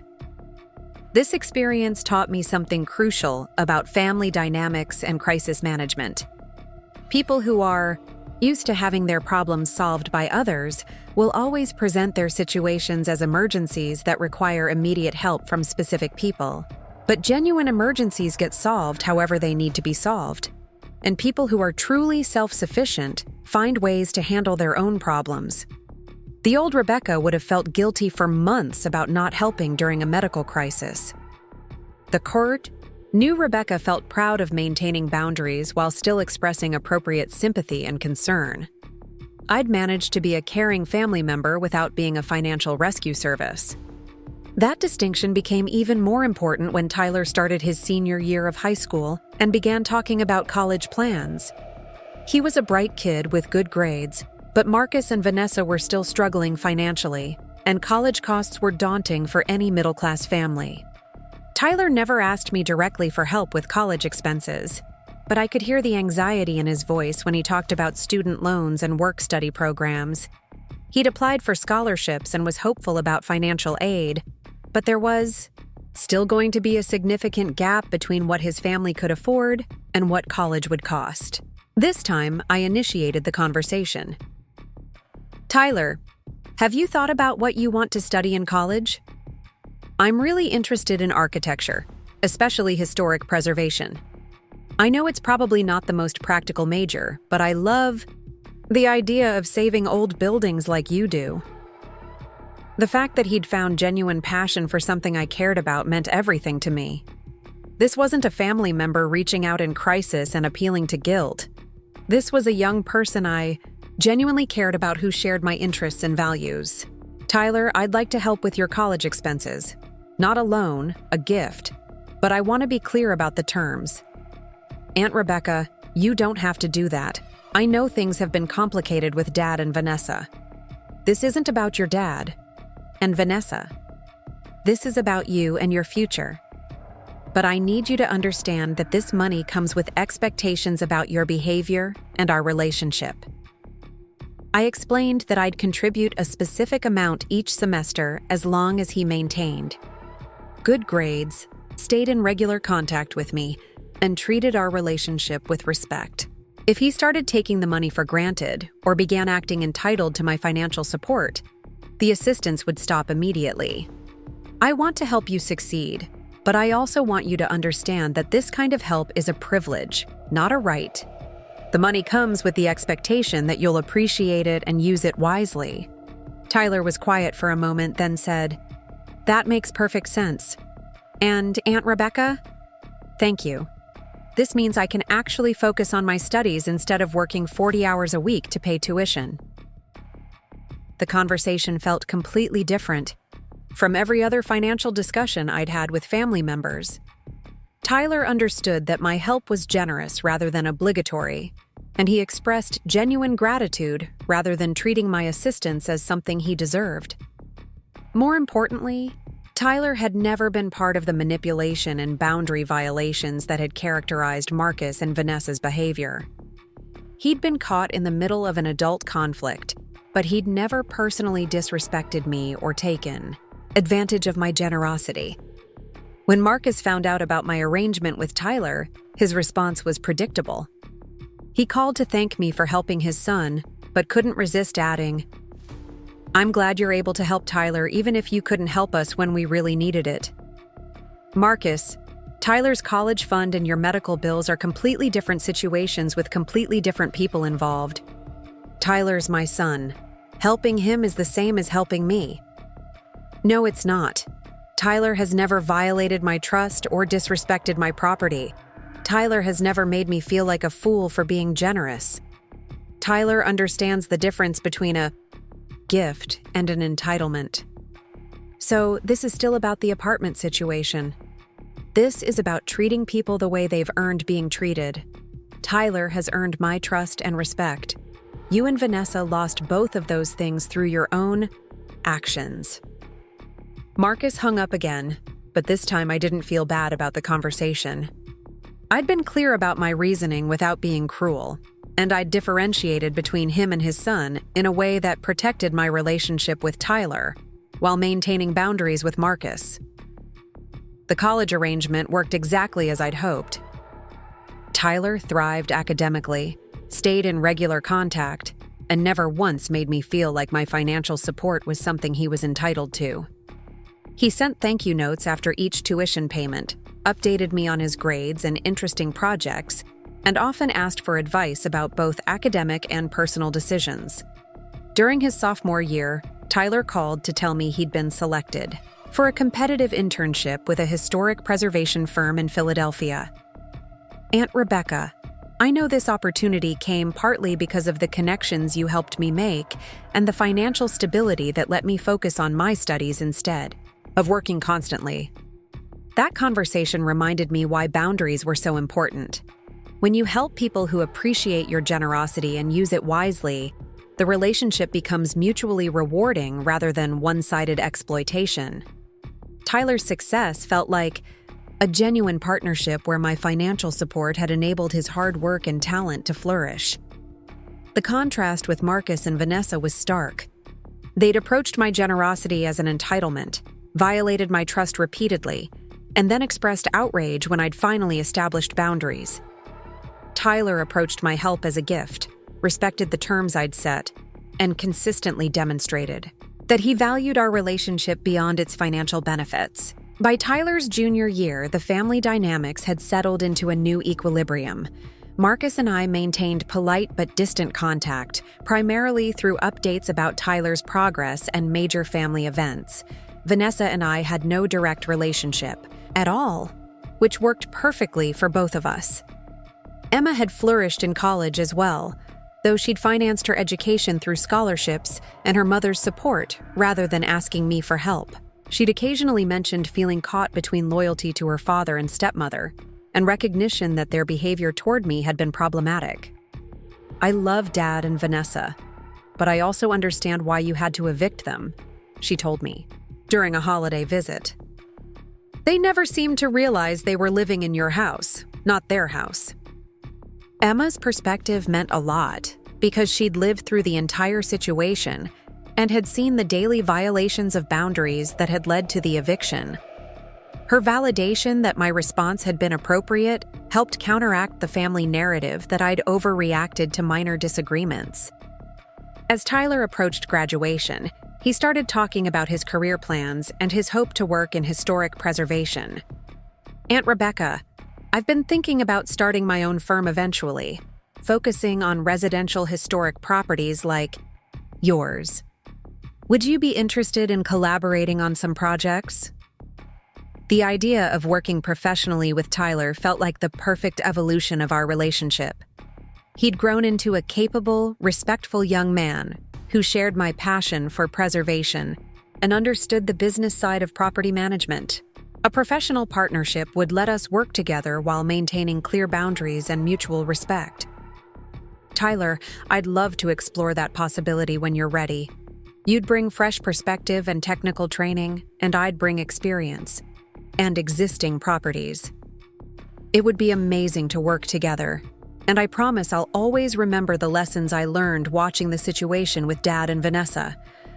Trust and respect aren't automatic just because people are family."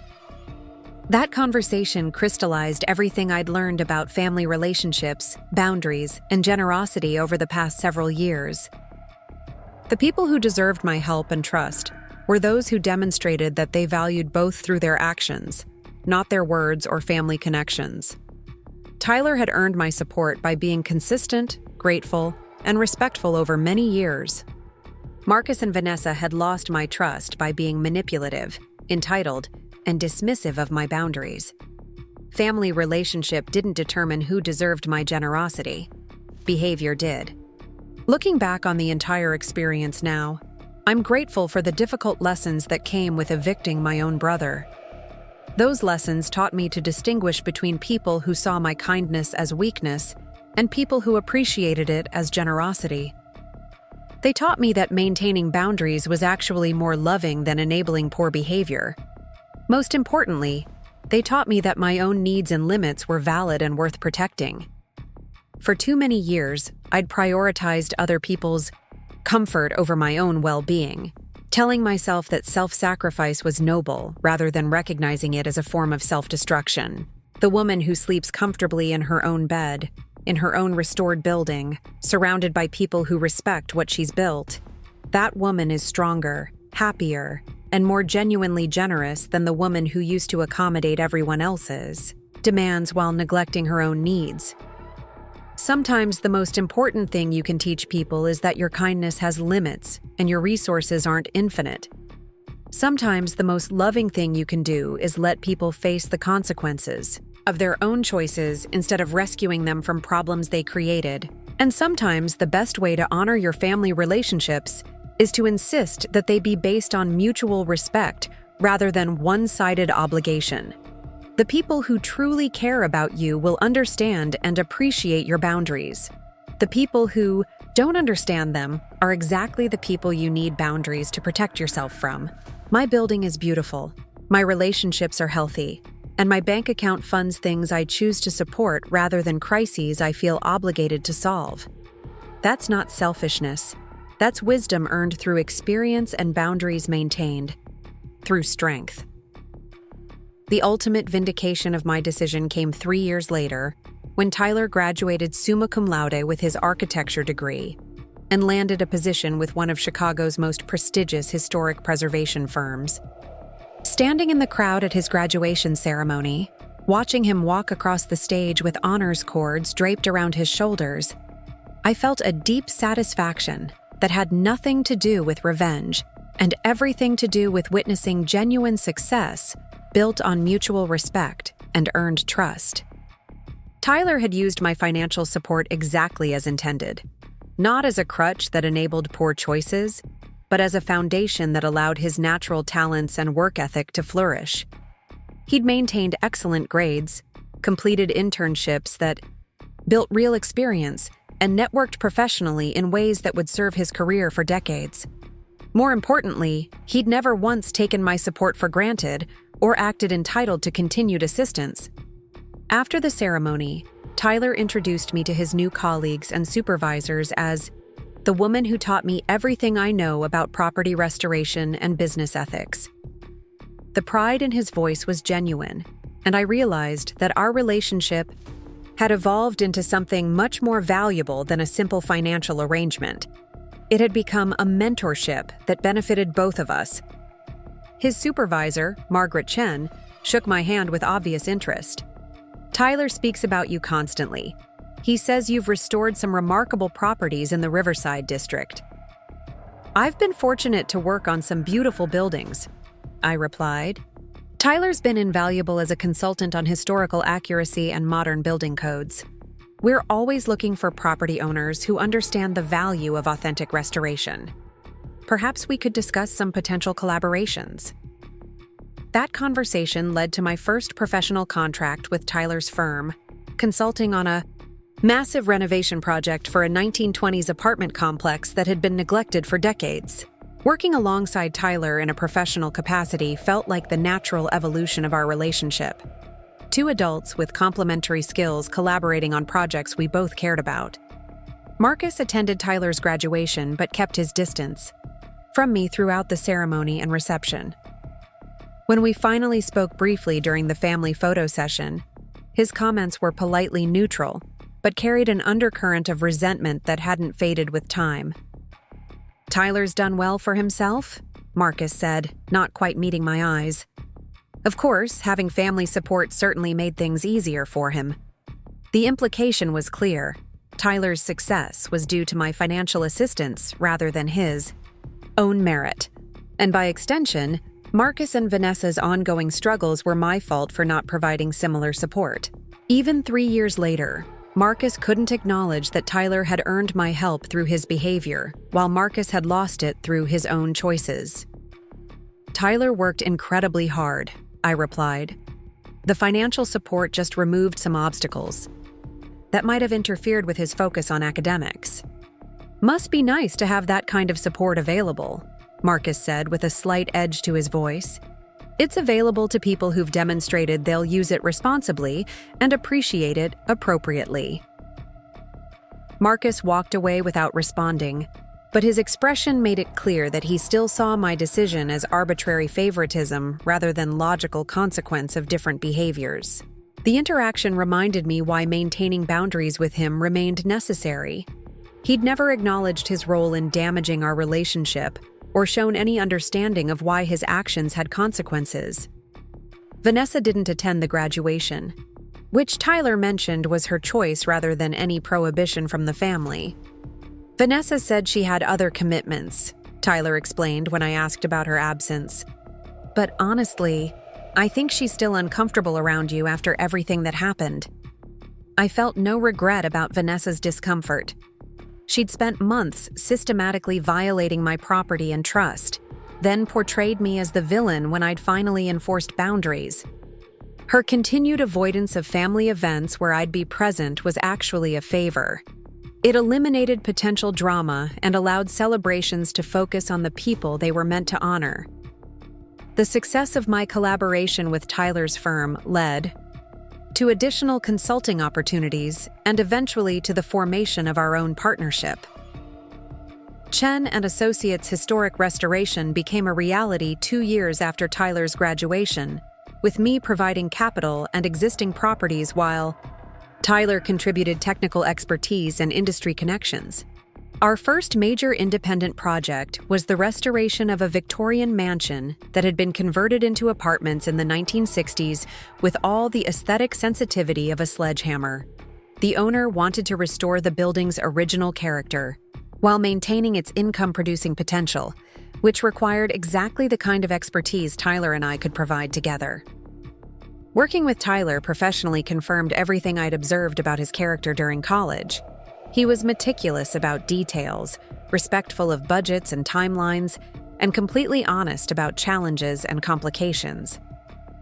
When problems arose, and they always did in restoration work, he addressed them directly, rather than trying to minimize their significance or shift responsibility to others.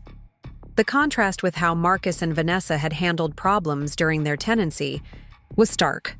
Where they had hidden issues, made unauthorized changes, and blamed others for complications, Tyler documented everything, discussed options openly, and took ownership of his decisions. The difference in approaches reflected deeper differences in character that went far beyond professional competence.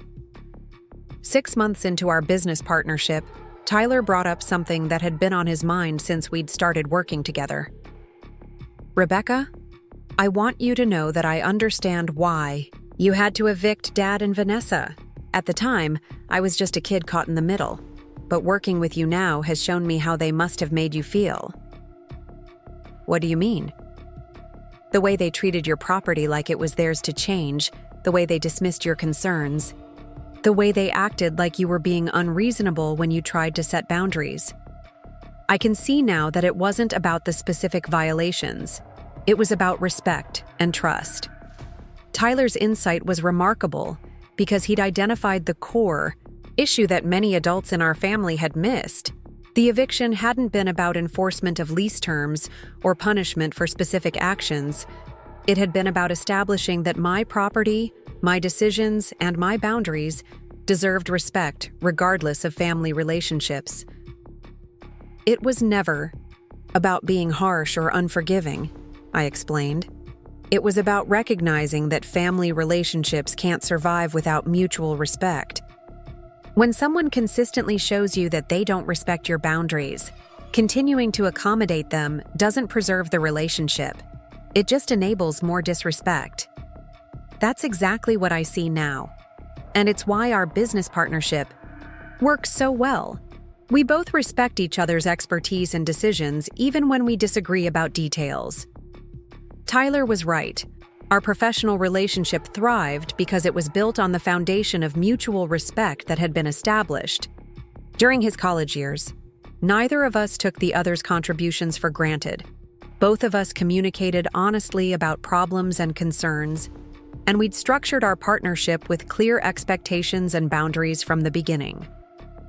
The success of Chen and Associates also vindicated my approach to family financial assistance.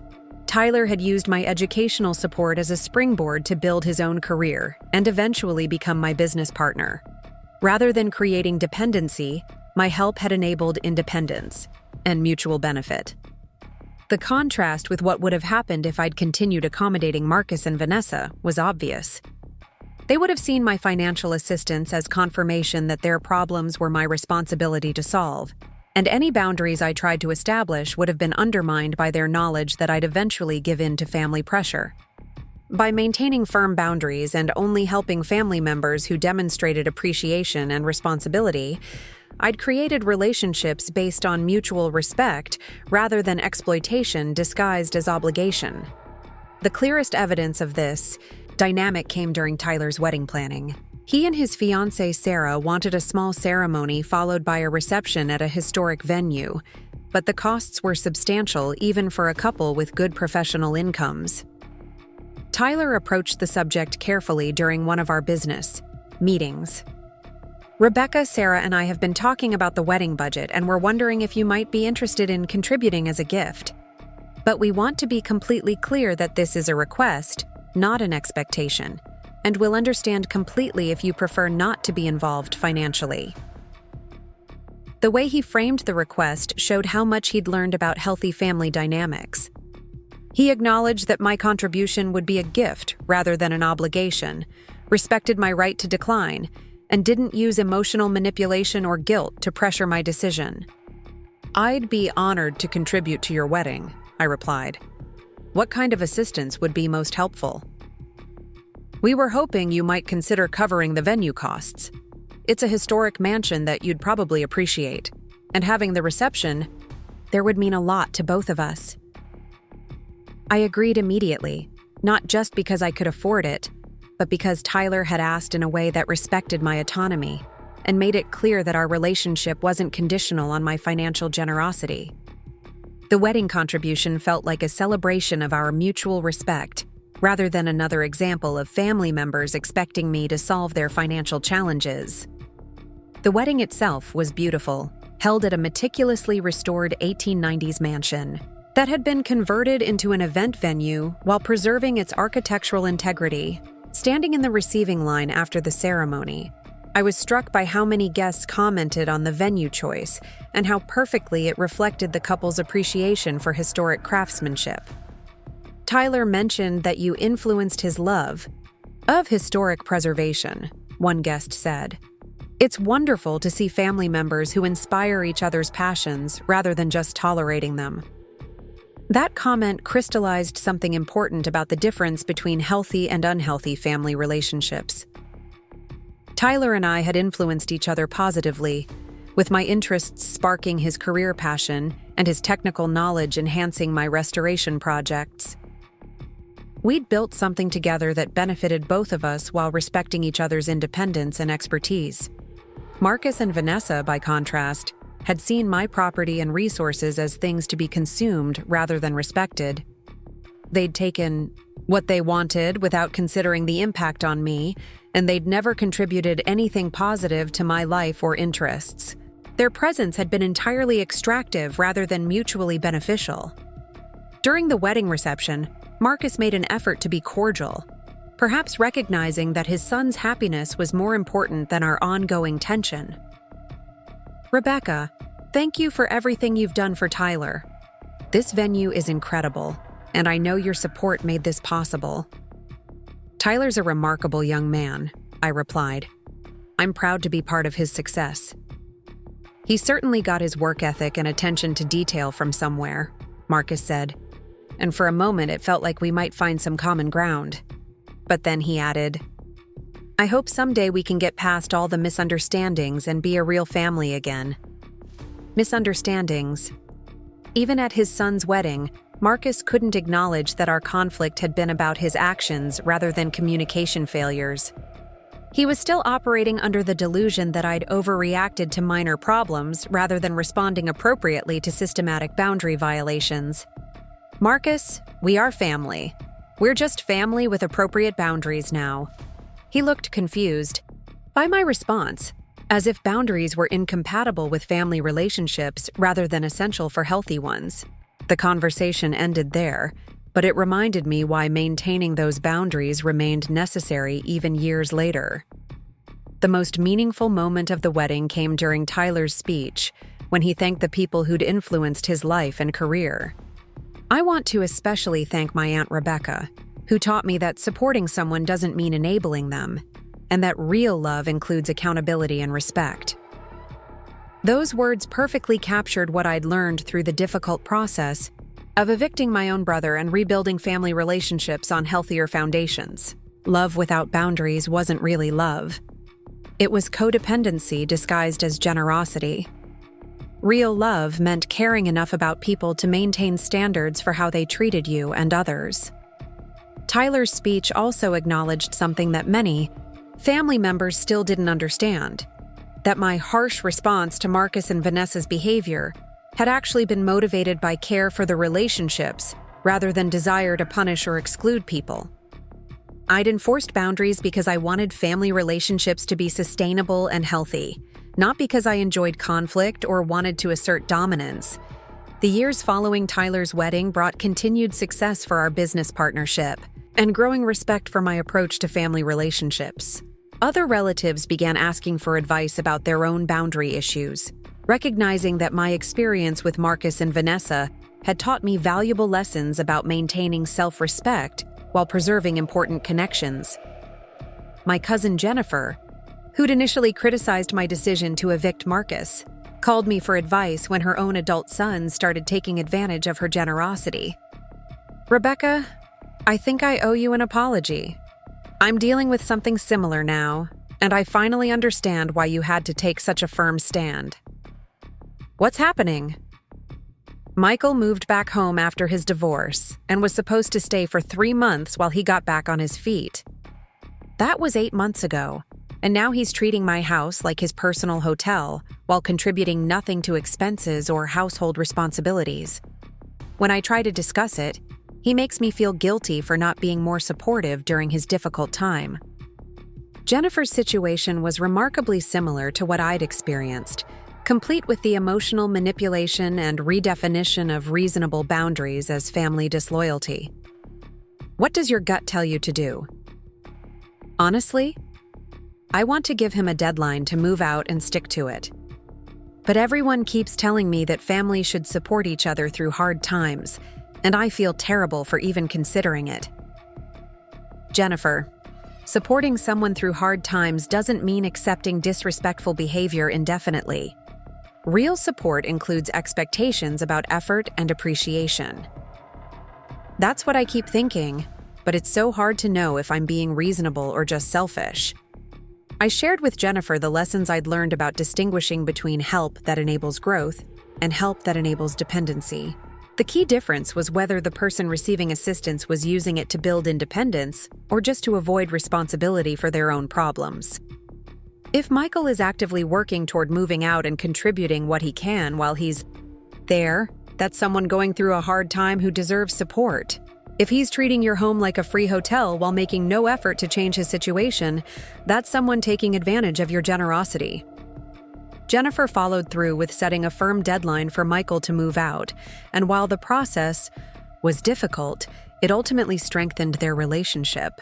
Michael found his own apartment, started contributing to family gatherings instead of just attending them, and began treating his mother with the respect she deserved. "You were right about boundaries actually improving relationships," Jennifer told me a year later. "Michael and I get along better now than we have in years, because I'm not constantly resentful about being taken advantage of." Jennifer's experience confirmed something I'd observed repeatedly. People who truly care about family relationships will adapt to reasonable boundaries, while people who resist boundaries usually care more about what they can extract from relationships than about the relationships themselves. The success of my boundary-setting approach with family members led to requests for advice from friends and business associates who were dealing with similar issues. I found myself consulting informally on family dynamics and property-related disputes, helping other people recognize the difference between generous accommodation and enabling exploitation. These conversations reinforced my understanding that the skills I'd developed through my difficult experience with Marcus and Vanessa were transferable to many other situations. Learning to maintain self-respect while preserving important relationships was valuable in business partnerships, friendships, and professional collaborations, as well as family dynamics. Looking back now, 5 years after the eviction that changed everything, I'm grateful for every difficult moment of that experience. The woman who used to accommodate everyone else's demands while neglecting her own needs couldn't have built the successful business, healthy relationships, and meaningful life that I enjoy today. My building portfolio has grown to include 6 properties, all restored with the same attention to historical accuracy and modern functionality that made the Pine Street building so successful. Tyler and I have expanded Chen & Associates to include 3 additional staff members, and we're recognized as specialists in residential historic preservation throughout the Chicago area. More importantly, my family relationships are based on mutual respect rather than one-sided obligation. Tyler continues to thrive professionally and personally.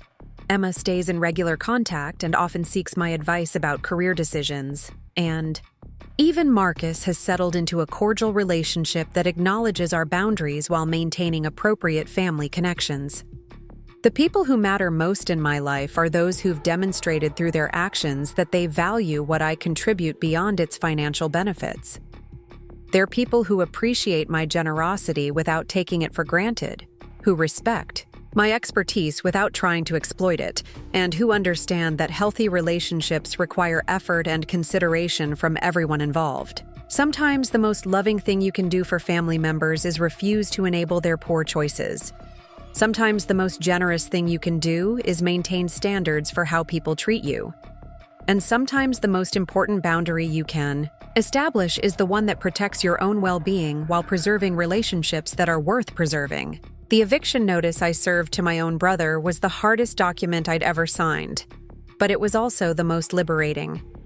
It marked the beginning of a life where my kindness was appreciated rather than exploited, where my boundaries were respected rather than ignored, and where my relationships were based on genuine care rather than guilt and obligation. That's the kind of life everyone deserves. And sometimes it takes the courage to disappoint people who've been taking advantage of you to create space for people who truly value what you bring to their lives. Up next, you've got 2 more standout stories right on your screen. If this one hit the mark, you won't want to pass these up. Just click and check them out.